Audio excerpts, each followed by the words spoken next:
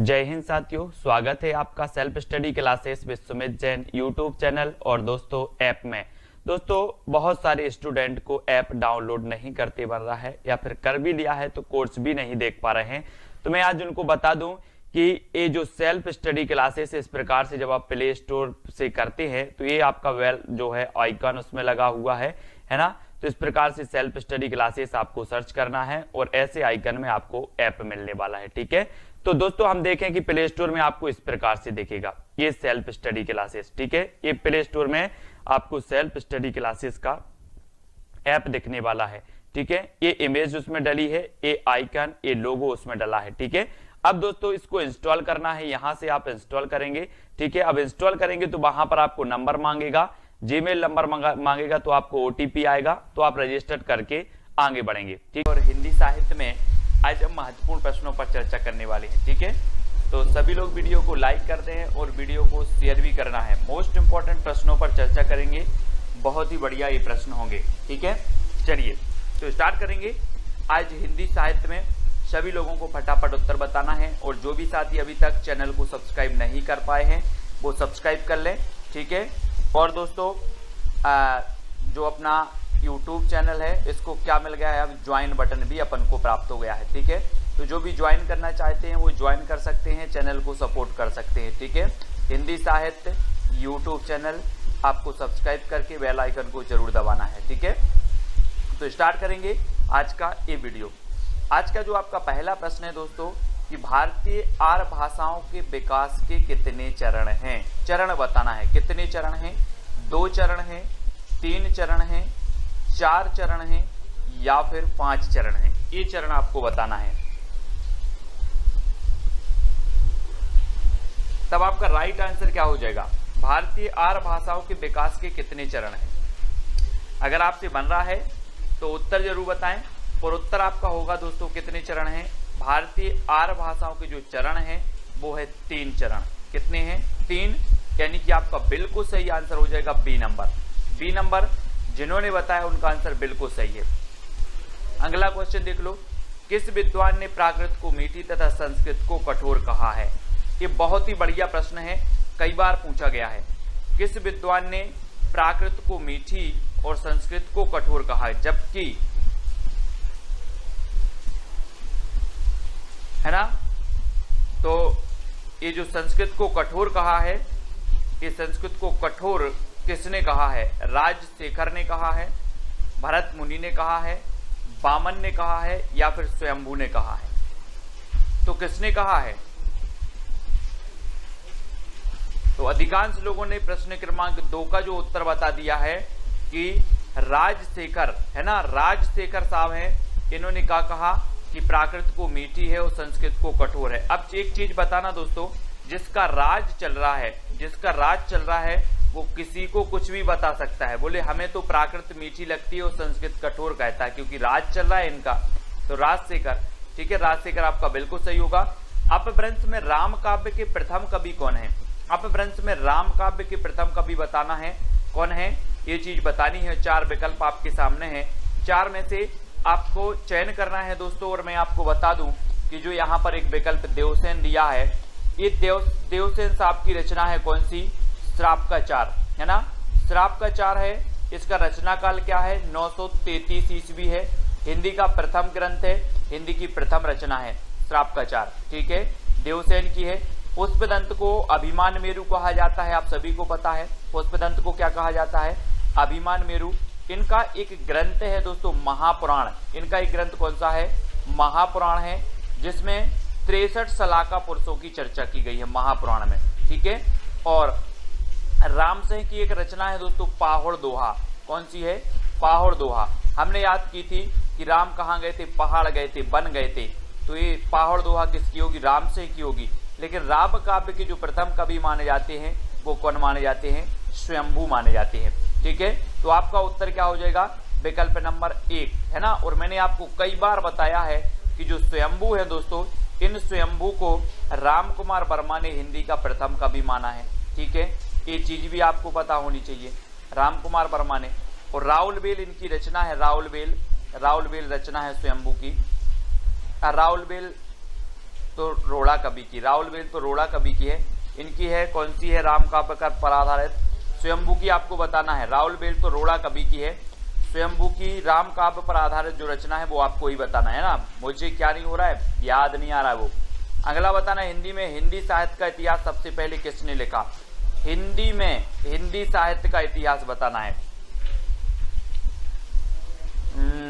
जल्दी बताओ, हिंदी में हिंदी साहित्य। अब यहाँ पर कंफ्यूज नहीं होना, बहुत सारे लोग कंफ्यूज होकर गलत क्वेश्चन कर देते हैं। क्या करते हैं, हिंदी में हिंदी साहित्य आप बोल देते हो कि हिंदी साहित्य का सबसे पहले इतिहास किसने लिखा, तो आप लगा देते हो गारसादा तासी। लेकिन बात यहाँ पर होती है दोस्तों, हिंदी में हिंदी साहित्य का, हिंदी भाषा में हिंदी साहित्य का इतिहास सबसे पहले लिखा है शिवसेन सेंगर ने। गारसादा तासी ये फ्रेंच विद्वान थे, तो इन्होंने फ्रेंच भाषा में लिखा है। हाँ, पयुम चरियू, वेरी गुड प्रदीप जी। पयुम चरियू रचना है इनकी राम काव्य पर आधारित स्वयंभू जी की, वेरी गुड पयुम चरियू, ठीक है। और हिंदी साहित्य का इतिहास सबसे पहले हिंदी में लिखा शिवसेन सेंगर ने। सबसे पहले हिंदी साहित्य का इतिहास लिखा गारसादा तासी ने। सबसे पहले हिंदी साहित्य में काल विभाजन का प्रयोग किया गया, तो the modern vernacular literature of Hindustan, जो कि ग्रियर्सन की कृति है।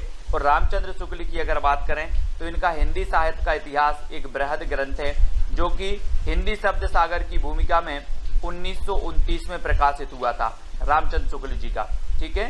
तो ये फैक्ट आपको क्लियर होते जाएं। हिंदी साहित्य का आधा इतिहास किसने लिखा, मैंने कई बार आपको याद करवाया है दोस्तों। कैसे याद करवाया कि आधा जो है, आधा सुमन, आधा कुसुम, आधा फूल किसी को नहीं दिया जाता है ना, किसी को नहीं दिया जाता ना। तो आधा इतिहास कौन लिखेगा, आधा, बोले सर आधा किसी को नहीं दिया जाता, क्या, फूल, सुमन, कुसुम, है ना, ये सभी पर्यायवाची हैं। तो ये सुमन राजे ने लिखा है ना। और दोस्तों हिंदी साहित्य का दूसरा इतिहास किसने लिख दिया, बच्चन सिंह ने लिख दिया। मैंने आपको याद करवाया था, बोले हिंदी साहित्य का दूसरा इतिहास लिखो, तो बोले दूसरा इतिहास कैसे लिखें, ये बच्चन का काम थोड़ी है, ये बच्चन का काम नहीं है, बच्चों का काम नहीं है दूसरा इतिहास लिखना।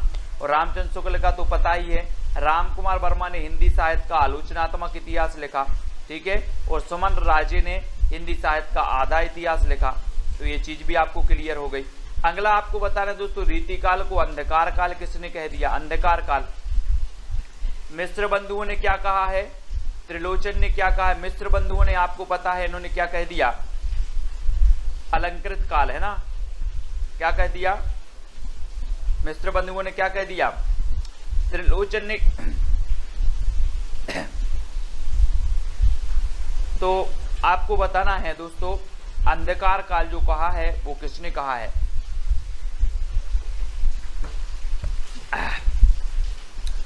और अंधकार काल कहा किसने, त्रिलोचन साहब ने। बी नंबर आपका बिल्कुल सही हो जाएगा, ये रीति काल को, ठीक है।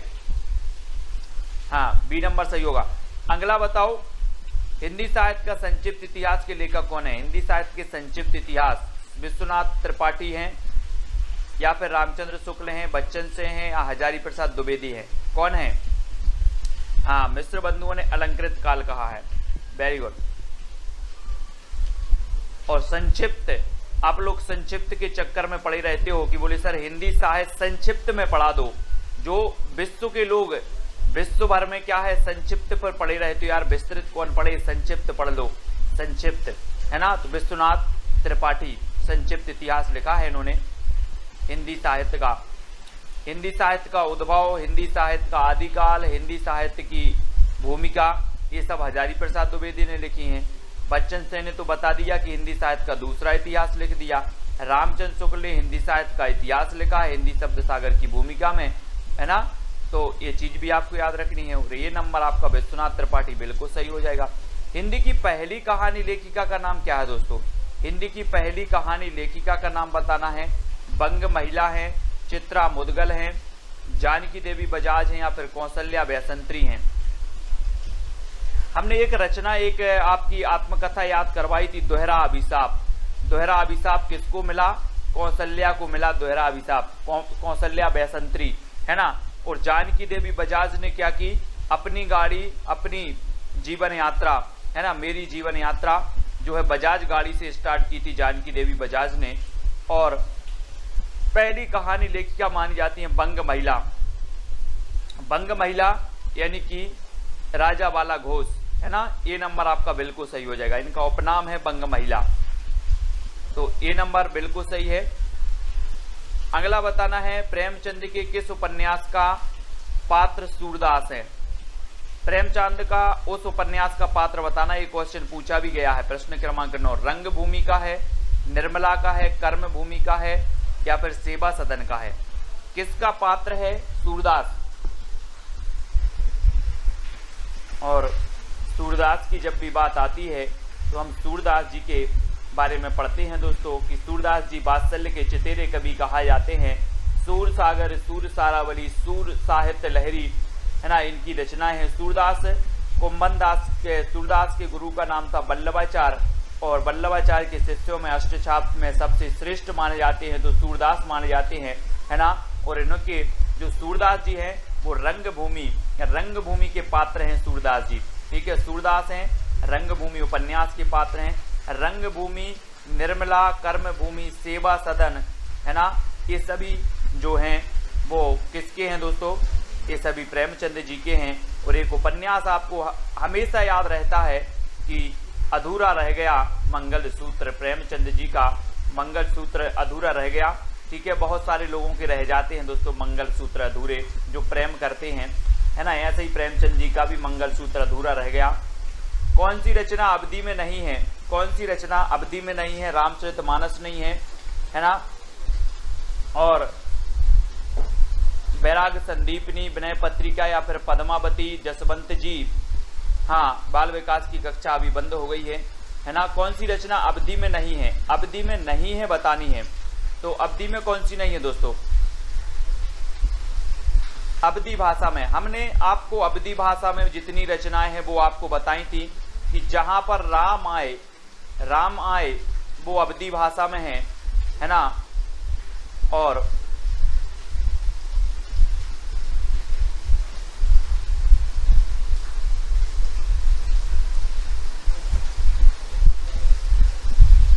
तो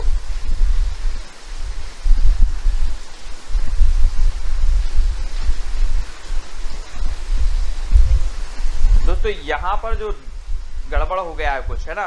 क्या गड़बड़ हो गया, रामचरितमानस भी आपकी अवधि में है, पद्मावत भी आपकी अवधि में है, ठीक है। लेकिन आपकी जो विनय पत्रिका और बैराग संदीपनी जो है ना, ये जो सी नंबर है और जो बी नंबर है ये तो ब्रज भाषा में है ना। तो विनय पत्रिका यहाँ पर हालांकि उत्तर दिया है सी नंबर विनय पत्रिका, ठीक है। तो विनय पत्रिका ब्रज में है, विनय, है ना, मंगल और राम आए। तो बैराग संदीपनी भी आपकी ब्रज भाषा में है ना, ब्रज में है। तो बी और सी ये दोनों ही आपके सही होंगे। ये अवधि में नहीं है, पद्मावत अवधि में है, रामचरितमानस भी अवधि में है, ठीक है। अगला बताना है आपको सिद्धों ने किस भाषा शैली में रचनाएं की हैं। सिद्धों में संधा या फिर संध्या, संध या फिर, हाँ, हमारे पीछे क्वेश्चन दिखाई नहीं देते, संध्या। तो बताना है किस भाषा शैली में रचनाएं लिखी हैं सिद्धों ने। विनय पत्रिका भी ब्रज में है, हाँ। तो प्रश्न क्रमांक 11 का उत्तर बताना है और 11 का आपका बिल्कुल सही आंसर क्या हो जाएगा, 11 का। इन्होंने दोस्तों संधा भाषा, यहाँ पर संध भी नहीं है, संध्या भी नहीं है, संधा भी नहीं है, संधा सही होगा, संधा भाषा शैली में इन्होंने रचनाएं की हैं। किसने, सिद्धों ने, है ना। तो याद रख लेना, सिद्धों की संख्या कितनी बताई है, 84 बताई है ना। सराहपा क्या है, इसके प्रमुख है। सराहपा की एक रचना कौन सी है, दोहा कोश इनकी रचना है सराहपा जी की। और सराहपा को राहुल जी ने, यानी कि राहुल सांकृत्यायन ने हिंदी का प्रथम कवि माना है ना। तो ये चीज भी याद रखनी है। सिद्धों में डॉक्टर रामकुमार वर्मा ने संधि काल का समय क्या माना है। जी हाँ दोस्तों, बढ़िया ही प्रश्न है। रामकुमार वर्मा के बारे में मैं आपको हमेशा बताता हूँ कि रामकुमार वर्मा ने हिंदी साहित्य का आलोचनात्मक इतिहास लिखा, वो भी कैसा लिखा, अधूरा लिखा, है ना। हिंदी साहित्य का जो आलोचनात्मक इतिहास है ये अधूरा है दोस्तों, इसमें केवल भक्ति काल तक ही वर्णन मिलता है। आलोचनात्मक इतिहास में, है ना।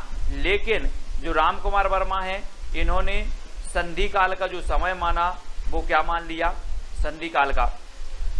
प्रश्न क्रमांक 12 का आंसर बताना है दोस्तों, और आपका बिल्कुल सही आंसर होगा 750 से 1000 का जो काल है इन्होंने संधि काल माना, और संधि काल के बाद इन्होंने चारण काल माना, चारण, है ना, चारण काल। तो आपको याद रख लेना है, हिंदी साहित्य के आदि काल को चारण काल किसने कहा है, ऐसा क्वेश्चन आता है तो चारण काल अपने ग्रियर्सन साहब ने भी कहा है और इन्हीं राम कुमार वर्मा जी ने भी कहा है। 750 से 1000 का काल इन्होंने संधि काल माना है राम कुमार वर्मा जी ने, ठीक है। तो ये नंबर आपका बिल्कुल सही हो जाएगा, ठीक है।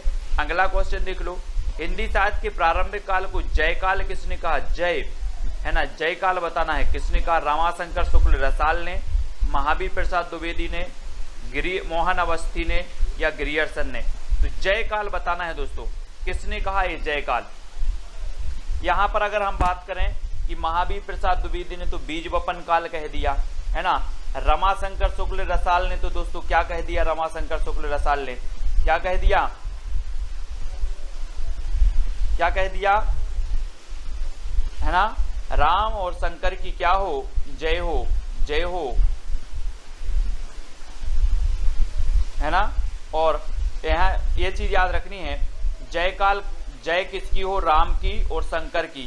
तो आपका जय काल किसने कहा, रमाशंकर शुक्ल रसाल ने। मोहन अवस्थी, और अवस्थी से अवस्था हो जाएगा दोस्तों, अवस्थी से अवस्था। और जब आपकी अवस्था, जितने लोग देख रहे हैं सभी की अवस्था अगर बुढ़ापे की आ जाए तो लाठी का आधार ले लेना। इस प्रकार से जो लाठी होती ना, लाठी, लाठी का आधार ले लेना। तो आधार काल कहा मोहन अवस्थी ने, है ना। बोले सर अवस्था हो गई है मेरी, अब मैं लाठी के आधार पर चलता हूँ, आधार। तो अवस्था हो गई तो आधार लेना है, ठीक है। तो आधार काल इन्होंने कहा है मोहन अवस्थी जी ने, याद रखना है। अगला क्वेश्चन बताना है, घोटन रचना का संबंध किस विधा से है, घोटन, घोटन होने लगी किस विधा, आत्मकथा, रेखा चित्र, कहानी या फिर उपन्यास से। तो आत्मकथा भी आपने पढ़ी है, हिंदी की प्रथम आत्मकथा हम पढ़ते अर्धकथानक, अर्धकथानक बनारसी दास जैन की, ठीक है। और अर्धकथा हम पढ़ते हैं नगेंद्र की आत्मकथा, है ना। आत्मकथा हम नगेंद्र की पढ़ते हैं, अर्धकथा, और अर्धकथानक हम पढ़ लेते हैं किसकी, अर्धकथानक बनारसी दास जैन की, है ना। तो ये चीज भी आपको याद रखनी है। और जो घोटन रचना है ये किसकी है, आत्मकथा है, आत्मकथा की है ये, है ना। और 1 नंबर आपका बिल्कुल सही हो जाएगा, ठीक है। हाँ, मोहन का आधार कार्ड, मोहन का आधार कार्ड तो Aadhaar card, very good, very good. Om Prakash Valmiki, है ना, ओम प्रकाश वाल्मीकि, वाल्मीकि है, ये नंबर आपका बिल्कुल सही हो जाएगा, वेरी गुड। परवेज कुरैशी जी, ये ओम प्रकाश वाल्मीकि की क्या है, आत्मकथा है ना, घोटन।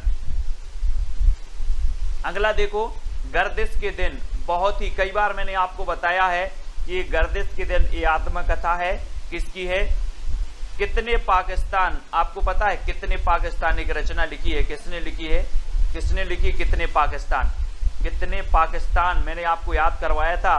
बोले सर पाकिस्तान कितने हैं,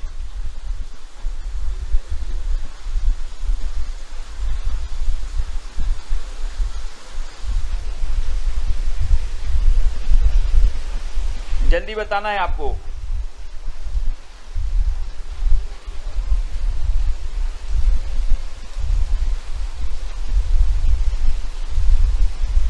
गर्दिश के दिन आत्मकथा बताना है।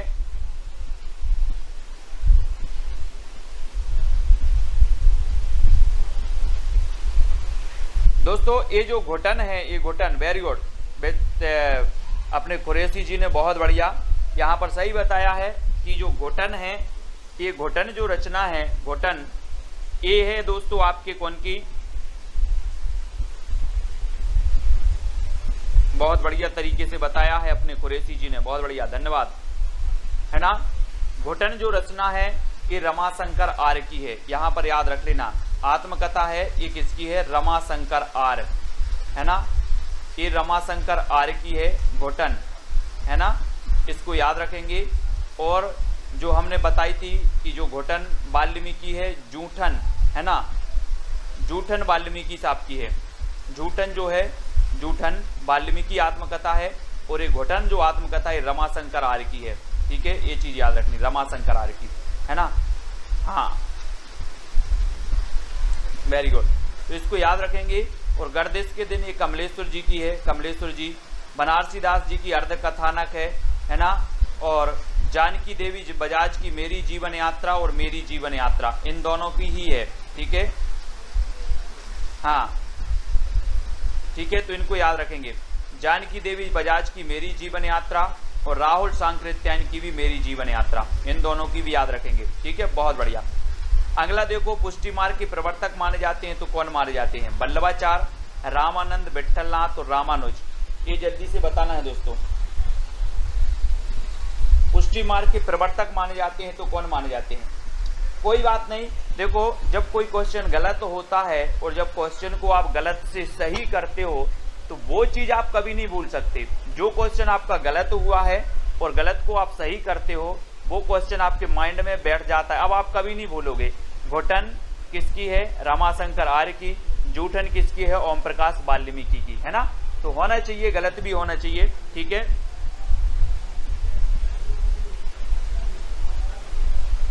ठीक है, तो ये चीज भी आपको याद रखनी है।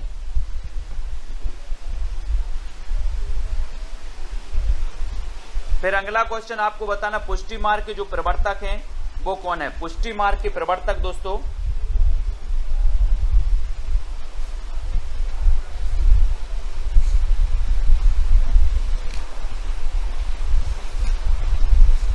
पुष्टि मार्ग के सभी लोग प्रवर्तक बताएंगे, सभी लोगों को पता है। और पुष्टि मार्ग के जो प्रवर्तक माने जाते हैं वो कौन माने जाते हैं? वल्लभाचार्य, है ना। वल्लभाचार्य, यानी कि आपका जो वल्लभाचार्य जी हैं, ए नंबर आपका बिल्कुल सही हो जाएगा। पुष्टि मार्ग के प्रवर्तक हैं वल्लभाचार्य, ए नंबर। ठीक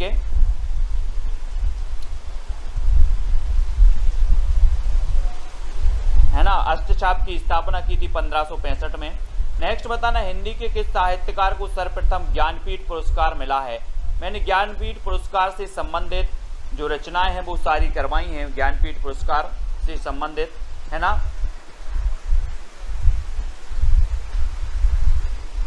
और सर्वप्रथम ज्ञानपीठ पुरस्कार किसे मिला, ये चीज भी बतानी है।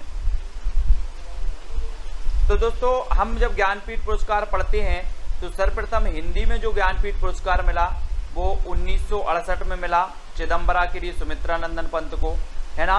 72 में अपने दिनकर जी को मिल गया, उर्वशी, है ना। कैसे याद किया था कि दिन में बसी, दिन में उर्वशी, दिन में उर्वशी तो दिनकर, और 72 साल की हो गई उर्वशी, है ना। उर्वशी महादेवी वर्मा जी की यामा के लिए मिला, यानी 1982 में। ठीक है, और अज्ञेय के लिए मिला 1978 में मिल गया इन्हें। ठीक है, तो इनको सभी को याद रखना है। ये जो अपने ज्ञानपीठ पुरस्कार वाली रचनाएं थे, जो साहित्यकार थे, वो भी आज के वीडियो में ही अपन ने याद किए हैं, है ना। तो ये तो सभी को याद हैं। शब्दार्थ शरीरम तावत्य काव्यम, ये परिभाषा किसने दी है? शब्दार्थ शरीरम तावत्य काव्यम, है ना। चिड़िया ने चीऊ किया, हाँ चीऊ किया। तो भामह, बामन, मम्मट, आनंदवर्धन। तो शब्दार्थ शरीरम तावत्य काव्यम, ये जो परिभाषा दी है वो किसने दी है? और आपका बिल्कुल सही आंसर होगा। मैं आपको बता दूं दोस्तों, रीति संप्रदाय के प्रवर्तक कौन माने जाते हैं? बामन। ध्वनि संप्रदाय के जो प्रवर्तक माने जाते हैं वो आनंदवर्धन माने जाते हैं, और भामह माने जाते हैं अलंकार संप्रदाय के प्रवर्तक। ठीक है, और शब्दार्थ शरीरम तावत्य काव्यम, शब्दार्थ शरीरम तावत्य काव्यम आनंदवर्धन, है ना। और दोस्तों, कोई अच्छी सी ध्वनि आपके शरीर में सुन जाए, आपके शरीर आपको सुन जाए तो आपके शरीर को क्या आ जाता है? आनंद आ जाता है शरीर को। तो यहाँ पर शरीरम, शब्दार्थ शरीरम तावत्य काव्यम, कोई अच्छे से शब्द बोल दें, शरीर में आनंद आ जाता है ना। आनंद आ जाता, आनंद की अनुभूति हो जाती है। तो शब्दार्थ शरीरम तावत्य काव्यम, ये आनंदवर्धन की परिभाषा है। हिंदी के प्रथम दैनिक समाचार पत्र का नाम बताना है दोस्तों। हिंदी का प्रथम दैनिक समाचार पत्र कौन है? मैंने आपको समाचार पत्र भी याद करवाए हैं, पढ़ाए हैं, ऐसे हमेशा पूछे जाते हैं। हमने याद करवाए थे क्या, प्रदीप के बाल भट्टा से भरत गए, है ना, याद है आप लोगों को ट्रिक, प्रदीप के बाल भट्टा से भरत गए, यानी कि जो हिंदी प्रदीप था, हिंदी प्रदीप के संपादक कौन थे, बाल से बालकृष्ण भट्ट, ये हमने याद करे थे, है ना। ठीक है, प्रदीप के बाल भट्टा से भरत गए। अब प्रदीप जी हैं, बोले सर आप वही वही क्यों बोल रहे हो। हाँ, वेरी गुड। तो ये दैनिक समाचार पत्र यहाँ पर पूछा गया, तो ये समाचार सुधावर्षण है। ठीक है, 1854 में श्याम सुंदर सेन इसके संपादक थे। और दोस्तों प्रथम समाचार पत्र माना जाता है उदंत मार्तंड, और ये उदंत मार्तंड क्या था, ये साप्ताहिक समाचार पत्र था, है ना। हिंदी का अगर आपसे पूछा जाता, ये दैनिक काट देते, ये दैनिक समाचार पत्र काट देते। प्रथम अगर इतना बस पूछा जाता प्रथम, तो आप लगा देते उदंत मार्तंड, है ना। और यहाँ पर दैनिक की जगह साप्ताहिक कर दिया जाता, साप्ताहिक, तब भी आप लगाते उदंत मार्तंड।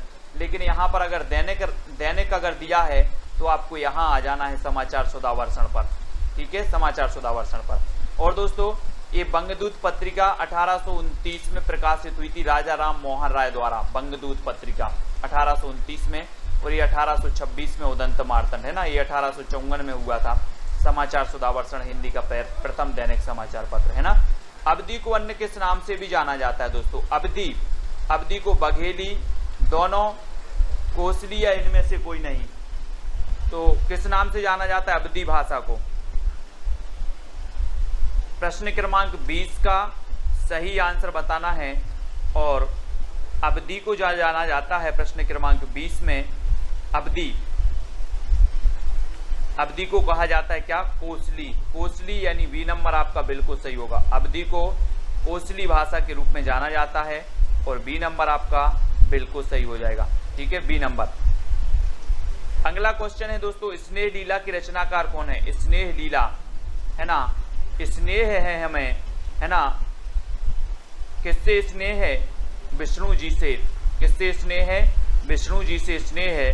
तो स्नेह लीला की रचनाकार कौन होंगे, विष्णुदास होंगे, है ना, विष्णुदास, विष्णुदास, विष्णुदास।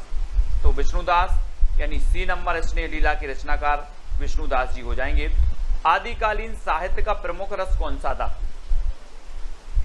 22, शांत था, श्रृंगार था, वीर था या फिर हास्य था।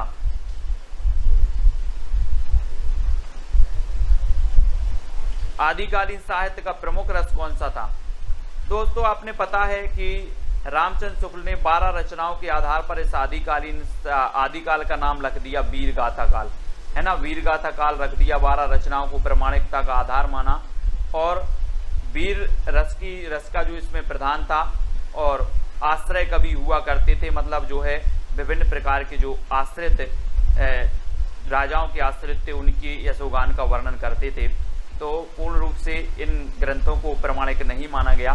ठीक है, अगला आपको बताना है निम्न में से कौन सा मनोविश्लेषणवादी कवि माना जाता है। मनोविश्लेषणवादी, ये क्वेश्चन कई बार पूछा गया है दोस्तों। मनोविश्लेषणवादी, यहाँ आप लोग कंफ्यूज होते हो। देखो मनोविश्लेषणवादी कवि माने जाते हैं कौन कौन, जैनेन्द्र कुमार माने जाते हैं, ईलाचंद्र जोशी माने जाते हैं, अज्ञेय माने जाते हैं, ये तीनों ही माने जाते हैं दोस्तों। और एक और माने जाते हैं, अगर किसी को पता हो तो बता देना, कमेंट में बता देना, है ना। एक और माने जाते हैं, कौन माने जाते हैं, मनोविश्लेषणवादी। ये क्वेश्चन कई बार पूछे गए। अज्ञेय, जैनेन्द्र और ईलाचंद्र जोशी, ये मनोविश्लेषणवादी कवि हैं। यानी आपका उत्तर क्या हो जाएगा, डी नंबर हो जाएगा। ये क्वेश्चन बनता ही है। ठीक है,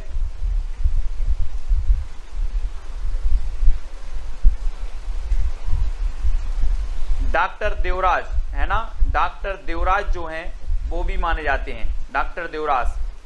ठीक है, याद रख लेंगे, वेरी गुड। परवेज खुरैशी जी, डॉक्टर देवराज भी मनोविश्लेषणवादी माने जाते हैं ना, तो ये चीज भी आपको याद रखनी है। बहुत बढ़िया। अगला बताना, हिंदी का सबसे प्राचीन छंद कौन सा है। प्राचीन, दोहा है, वर्वे है, छप्पय है या फिर सबैया है।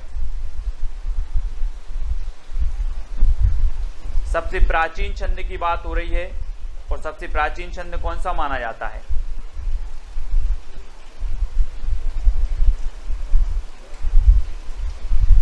तब आपका बिल्कुल सही आंसर होगा दोस्तों कि छंद माना जाता है प्राचीन दोहा, दोहा माना जाता है, यानी कि ये नंबर आपका दोहा बिल्कुल सही हो जाएगा। ठीक है, दोहा प्राचीन छंद है और दोहा में आप पढ़ते हैं ना 13-11।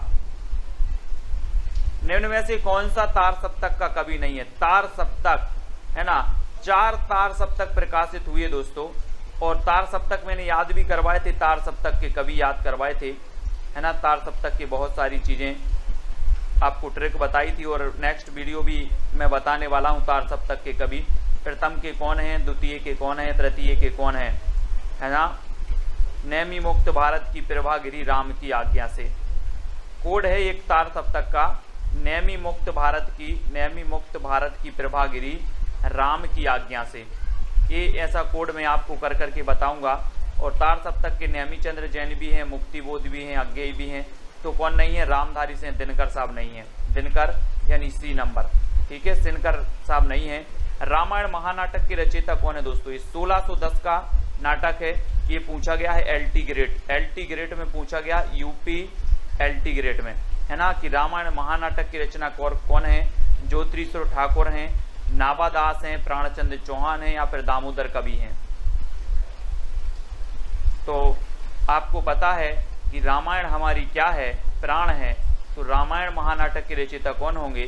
प्राणचंद्र चौहान, है ना। और एक रचना है वर्ण रत्नाकर, वर्ण काय में पढ़ना है? वर्णमाला या फिर वर्ण पढ़ना है हमें ज्योति में, अंधेरे में नहीं पढ़ना है, ज्योति में पढ़ना है। तो वर्ण रत्नाकर ज्योतिश्वर ठाकुर की है।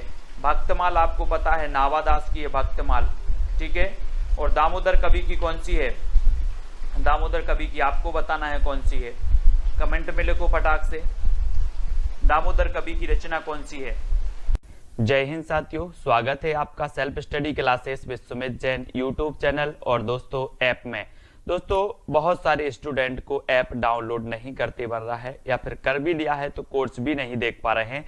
तो मैं आज उनको बता दूं कि ये जो सेल्फ स्टडी क्लासेस इस प्रकार से जब आप प्ले स्टोर से करते हैं तो ये आपका वेल जो है आइकन उसमें लगा हुआ है ना।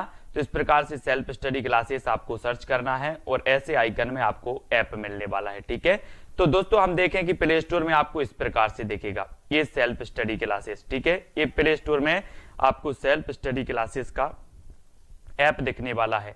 ठीक है, ये इमेज उसमें डली है, ये आइकन, ये लोगो उसमें डला है। ठीक है, अब दोस्तों इसको इंस्टॉल करना है, यहां से आप इंस्टॉल करेंगे। ठीक है, अब इंस्टॉल करेंगे तो वहां पर आपको नंबर मांगेगा, जीमेल नंबर मांगेगा, तो आपको OTP आएगा, तो आप रजिस्टर करके आगे बढ़ेंगे। ठीक